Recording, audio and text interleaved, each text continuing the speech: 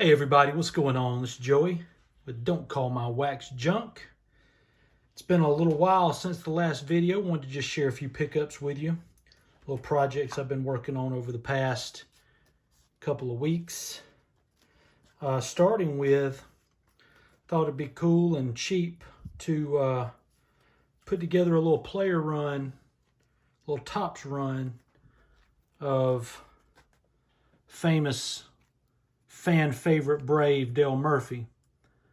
And so what I did was I just put together a little Topps run through, obviously cards I didn't have I acquired through eBay, but I got his player base card from each year of Topps throughout his playing career, starting with his first rookie in 77,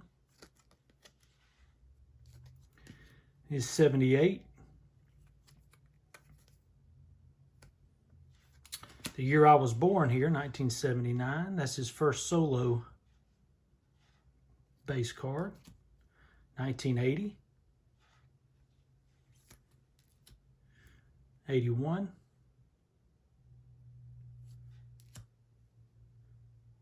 82. First year he won the MVP. 83. His second consecutive MVP. 84, 85, there's 86. I always like that 86 design. Not quite as much as the 87 design though, with the wood trim there. 88, 89, 1990,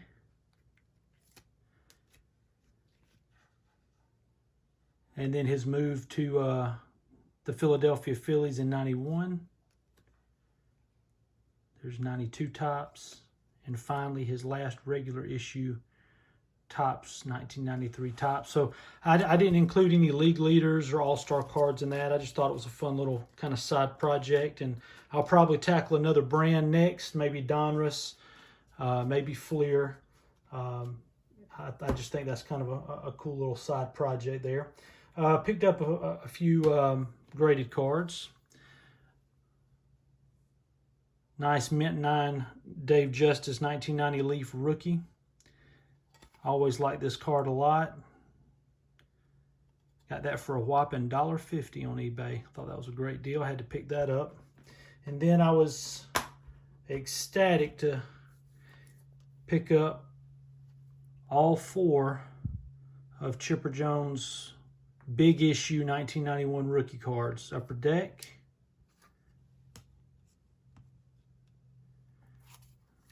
his Bowman, there's the Topps, and the 91 score. So real happy to pick those up.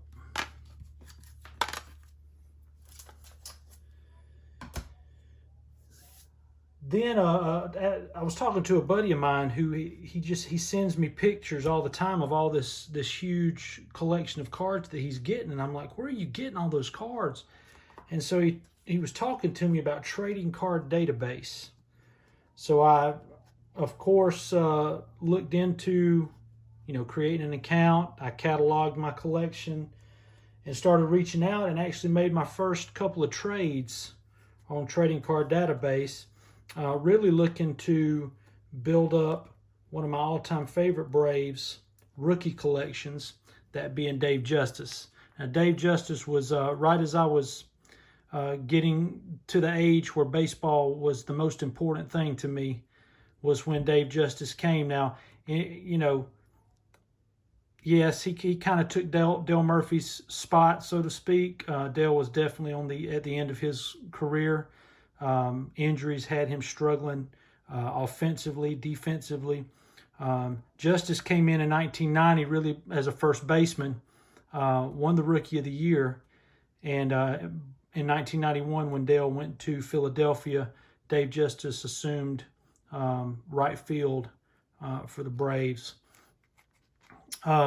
this was a rookie card I've always wanted to add to my collection, just never have pulled the trigger. It's not expensive or anything, just never got it. But again, through some trades on Trading Card Database, was able to add that. That's the 1990 Topps Traded. There's another 1990 Leaf. The 1990 Upper Deck. There's the 1990 Fleer. The 1990 Donruss. All these are in really good shape. 1990 Donruss, the rookies. 1990 Score. Always like that action shot there, especially with the blue border. Really looks good. Kind of Braves colors. There's the 1990 Classic. This one's not a rookie card, but I thought it was cool. This is the 91 King B. King B was basically a beef jerky that was sold in a little round container, kind of like dip, chewing tobacco, or whatever you want to call it, tobacco, smokeless tobacco. And several years in the 90s, they had baseball cards that they would put inside their cans of jerky. And that is the 1991 Dave Justice King B. Also picked up this Silver Star Authenticate. Authenticate is what it's called. It's basically commemorating Dave Justice home run that he hit in the Braves pennant run in 1991 over the Reds. Comes with this nice hologram card.